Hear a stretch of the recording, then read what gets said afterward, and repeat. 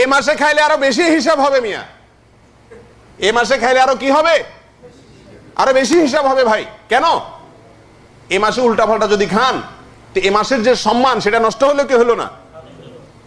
যে মাসে আল্লাহ সুবহানাহু ওয়া তাআলা হালাল কাজ, দিনের বেলা খাওয়া পান করা, এটা হালাল কাজ না হারাম কাজ?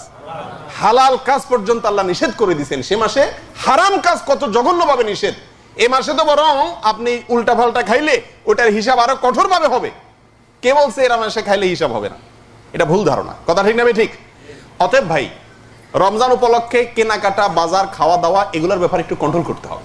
আমাদের দেশকে দোষ দিয়ে লাভ নাই, এ দেশেও মার্কেটগুলোতে এই রমজান উপলক্ষে আপনি এখন যান, কোনো মার্কেটে পাও রাখার জায়গা পাবেন না।